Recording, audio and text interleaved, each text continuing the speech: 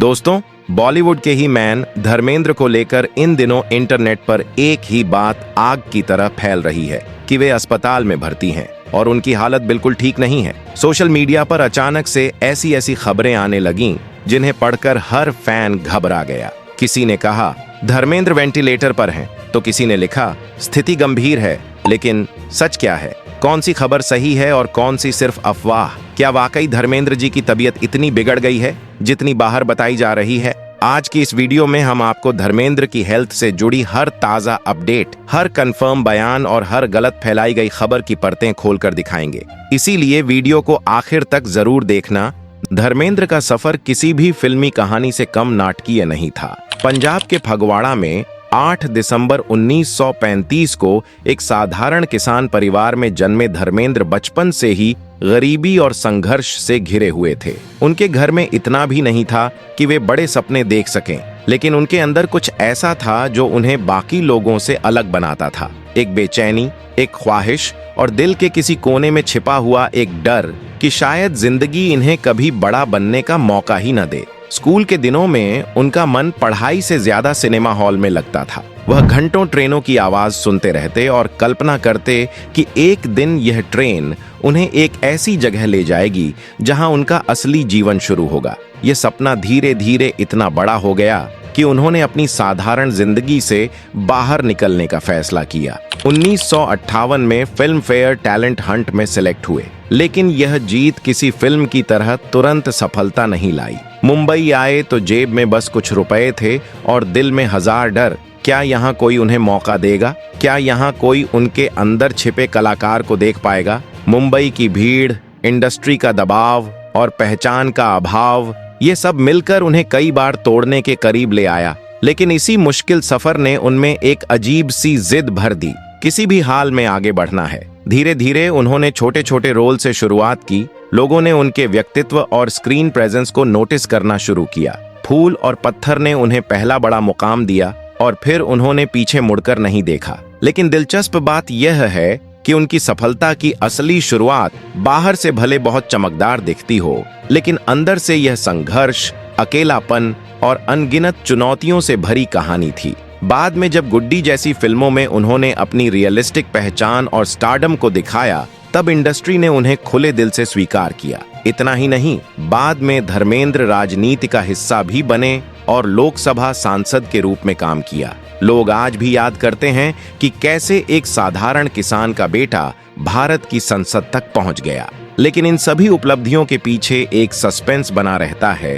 क्या यह सब वाकई उनके सपनों की जीत थी, या एक ऐसे इंसान की यात्रा जो हमेशा अपने डर और शक से लड़ता रहा? धर्मेंद्र की जिंदगी का पहला अध्याय इस बात का सबूत है कि जितनी चमक उन्होंने हासिल की, उससे कहीं ज्यादा अंधेरे उन्होंने जिए। धर्मेंद्र की पर्सनल लाइफ की अनकही सच्चाइयां।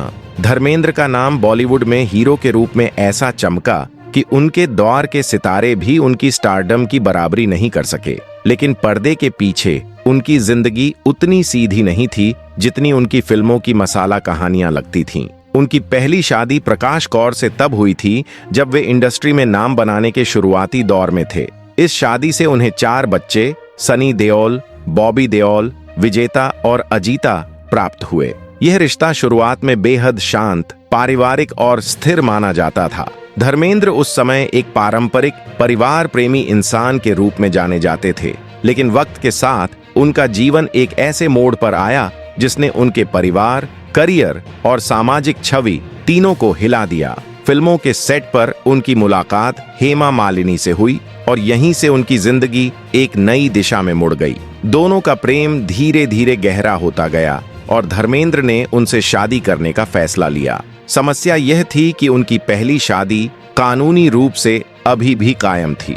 इस स्थिति ने न केवल मीडिया में बवाल खड़ा किया, बल्कि जनता और समाज ने भी इस फैसले पर सवाल उठाए। लोगों के मन में यही प्रश्न घूमता रहा, क्या उन्होंने अपने पहले परिवार के साथ सही किया? क्या एक बड़े स्टार होने के नाते उन्हें एक अलग मिसाल नहीं पेश करनी चाहिए थी? इस विवाद को और बढ़ावा तब मिला जब धर्मेंद्र की धार्मिक पहचान पर सवाल खड़े किए गए। कई रिपोर्ट्स में दावा किया गया कि हेमा मालिनी से शादी करने के लिए उन्हें धर्म बदलने को लेकर सफाई देनी पड़ी या इस मुद्दे पर उन्हें सामाजिक आलोचना झेलनी पड़ी। यह उनके लिए वह समय था जब निजी भावनाएं और सार्वजनिक आलोचनाएं एक साथ टकरा रही थीं। एक तरफ उनका व्यक्तिगत प्यार था, दूसरी तरफ एक सुपरस्टार की जिम्मेदारियां और समाज का भारी दबाव। धर्मेंद्र की जद्दोजहद सिर्फ रिश्तों तक सीमित नहीं थी। उन्होंने एक बार यह भी स्वीकार किया था कि कॉलेज के दिनों में उन्होंने अपने पिता को यह सोचकर उसकी मार्कशीट नहीं भेजी कि कहीं अंक खराब होने पर उनके पिता का दिल न टूट जाए। यह छोटी सी घटना उनके भीतर के भावुक, डरने वाले और अपराध बोध से भरे उस इंसान को दिखाती है जिसे दुनिया सिर्फ ही मैन के रूप में जानती है। इन सभी घटनाओं से यह साफ होता है कि धर्मेंद्र सिर्फ बड़े पर्दे का हीरो नहीं थे, वे भी एक इंसान थे जिसकी जिंदगी में प्यार, गिल्ट, जिम्मेदारियां और गलतियां सब कुछ मौजूद था। उनके सफर में रोशनी थी, लेकिन उसके पीछे छाया भी उतनी ही गहरी थी और आज भी उनकी जिंदगी विवादों और अफवाहों से घिरी रहती है। हाल ही में उनके बारे में सबसे बड़ा हंगामा तब मचा जब सोशल मीडिया पर अचानक उनकी मौत की झूठी खबरें फैलने लगीं। कई फर्जी पोस्ट वायरल हुए जिनमें लिखा था कि धर्मेंद्र नहीं रहे। कुछ ने पुराने अस्पताल के वीडियो और तस्वीरें तक शेयर कर दिए, जिससे फैंस में घबराहट फैल गई। इन अफवाहों ने स्थिति को इतना बिगाड़ दिया कि उनकी फैमिली को खुद सामने आकर सफाई देनी पड़ी। सबसे पहले उनकी बेटी ईशा देओल ने इंस्टाग्राम और ट्विटर पर पोस्ट डालकर कहा, पापा बिल्कुल ठीक हैं, कृपया ऐसी झूठी खबरों पर विश्वास न करें। इसके बाद उनकी पत्नी हेमा मालिनी ने मीडिया से बात करते हुए लोगों को शांत किया। उन्होंने साफ शब्दों में कहा, धर्मेंद्र की तबीयत स्थिर है, जो खबरें फैलाई जा रही हैं वे पूरी तरह गलत हैं। लोग बिना पुष्टि किए ऐसी बातें फैलाते हैं, यह बहुत गलत है। यहां तक कि भारतीय film and TV directors association IFTDA ने भी सामने आकर इन अफवाहों की कड़ी निंदा की।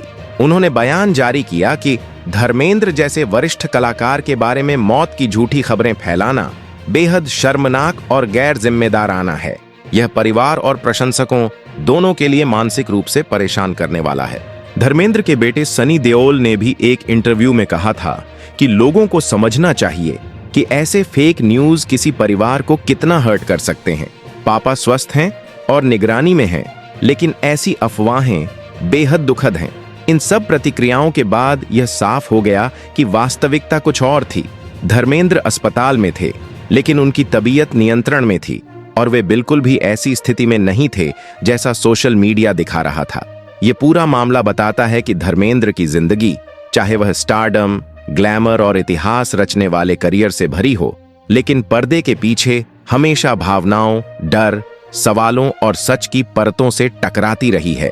उनके फैसले, उनके रिश्ते और उनके निजी संघर्ष हमेशा इतनी गहराई लिए रहे कि कई बार वे किसी फिल्मी ड्रामा से भी ज्यादा तीखे और सच्चे लगते हैं। धर्मेंद्र का फिल्मी सफर भी किसी फिल्म से कम न था। एक ऐसा सफर जहां एक आम लड़का जो फगवाड़ा की मिट्टी की खुशबू लेकर आया था, अचानक पूरी इंडस्ट्री की नजर में चढ़ने लगा। उनके करियर का मोड़ तब आया जब 1964 में आई फूल और पत्थर ने रातों रात उन्हें स्टार बना दिया। दर्शकों को पहली बार यह एहसास हुआ कि पर्दे पर कोई ऐसा भी है जिसे देखकर लगता है कि ये असली है, बनावटी नहीं। चाहे उनकी आंखों का गुस्सा हो या चेहरे की मासूमियत, सब कुछ बिल्कुल सच्चा। इसके बाद आने वाली शोले, प्रतिज्ञा, धर्मवीर, सीता और गीता। शोले में उनका वीरू का किरदार, हर फिल्म ने एक नई इमेज तैयार की। उन्हें ही मैन ऑफ इंडिया कहा जाने लगा क्योंकि उनकी स्क्रीन प्रेजेंस इतनी दमदार थी कि उनके सिर्फ खड़े होने भर से सीन में वजन आ जाता था। लेकिन दिलचस्प बात यह थी कि धर्मेंद्र सिर्फ एक्शन हीरो नहीं थे।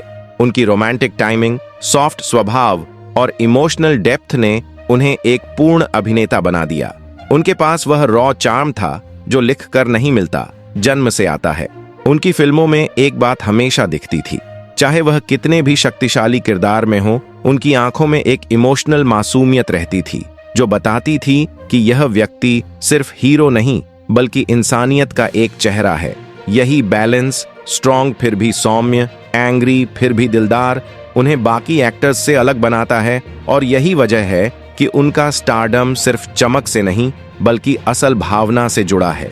धर्मेंद्र ने 2004 में जब राजनीति में कदम रखा तो पूरे देश में एक अलग ही हलचल मच गई थी। राजस्थान के बाड़मेर से बीजेपी के टिकट पर उनका चुनाव लड़ना एक ऐसा फैसला था जिसने सभी को चौंका दिया, क्योंकि लोग उन्हें पर्दे पर वीरू या वीरेंद्र के रूप में देखते थे, एक मजबूत जज्बाती इंसान। लेकिन संसद की कुर्सी पर बैठे हुए शायद ही किसी ने सोचा होगा।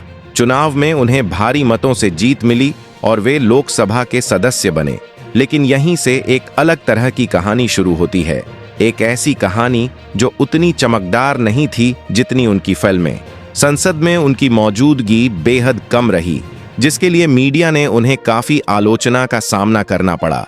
बाद में कई इंटरव्यूज में धर्मेंद्र ने खुद स्वीकार किया कि राजनीति की दुनिया उनके स्वभाव के बिल्कुल उलट थी। वे वहां की खींचतान, बहसें, रणनीतियां और पॉलिटिकल गेम्स के लिए कभी बने ही नहीं थे। वे मानते थे कि उनका दिल कैमरे, सेट और अपने परिवार में ही बसता है। उनके लिए राजनीति सिर्फ एक अनुभव थी, एक ऐसा रास्ता जो उन्होंने चुना, लेकिन जिस पर चलते हुए उन्हें एहसास हुआ कि यह दुनिया उनकी नहीं है। उन्होंने बाद में कहा कि अगर उन्होंने राजनीति में कदम रखा तो वह बड़े इरादे और लोगों की सेवा की भावना से था, लेकिन इतने तकनीकी और जटिल माहौल में वे खुद को कभी ढाल नहीं पाए। यही कारण है कि वह धीरे धीरे राजनीति से दूर होते गए और अंततः पूरी तरह सक्रिय राजनीति से अलग हो गए। उनकी यह यात्रा दिखाती है कि हर चमकदार चेहरा हर मंच का सितारा नहीं बन सकता। कुछ लोग सिर्फ उस जगह के लिए बने होते हैं जहां उनका दिल सुकून पाता है, और धर्मेंद्र के लिए वह जगह हमेशा सिनेमा ही रहा। धर्मेंद्र को लोग सिर्फ एक सुपरस्टार के रूप में जानते हैं, लेकिन उनकी असली समझ उनके बिजनेस में भी दिखती है। उन्होंने करियर की शुरुआत में ही समझ लिया था कि फिल्म इंडस्ट्री हमेशा एक जैसी नहीं रहती, इसलिए उन्होंने अपने लिए एक मजबूत आर्थिक नींव तैयार की। वे धर्मेंद्र देओल प्रोडक्शंस के मालिक हैं, जिसके जरिए घायल, अपने, यमला पगला, दीवाना जैसी कई सफल फिल्में बनी। धर्मेंद्र फिल्म फाइनेंसिंग और डिस्ट्रीब्यूशन में भी काफी समझ रखते थे, वही समझ जिसने उन्हें अपने द्वार के कई एक्टर्स की तरह आर्थिक परेशानी में पड़ने से बचाया। उनकी इसी दूरदर्शिता ने देओल परिवार को आज तक फाइनेंशियली सुरक्षित और स्थिर रखा है। धर्मेंद्र की विरासत का सबसे दिलचस्प पहलू यह है कि उनका परिवार बॉलीवुड के इतिहास में उन कुछ परिवारों में गिना जाता है जिन्होंने 3 पीढ़ियों तक अपनी पहचान को बचाए रखा। लेकिन इस चमक के पीछे एक गहरी कहानी है। जितनी रोशनी दिखती है उतने ही साए भी चलते हैं। सनी देओल, जो अपने पिता की तरह बेहद शांत और इंट्रोवर्ट हैं, उन्होंने हमेशा अपने पिता की छवि को आगे बढ़ाने की कोशिश की, लेकिन उतना ही दबाव भी महसूस किया। घायल, गदर, बॉर्डर, अर्जुन, इन फिल्मों ने उन्हें सुपरस्टार बना दिया, लेकिन हर सफलता के पीछे धर्मेंद्र की मेहनत और उनके दिए मूल्यों का हाथ था।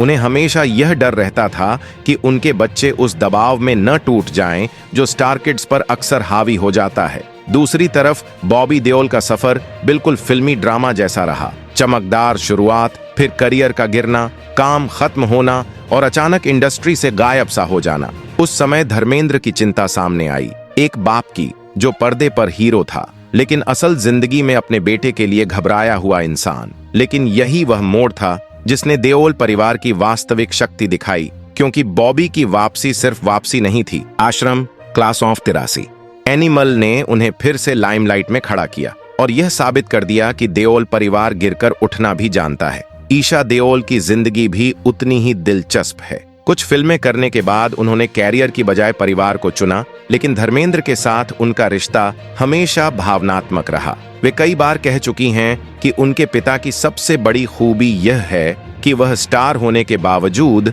दिल से बेहद मुलायम हैं। यही वजह है कि परिवार में हर किसी को उनके पास एक सुरक्षित जगह मिलती है।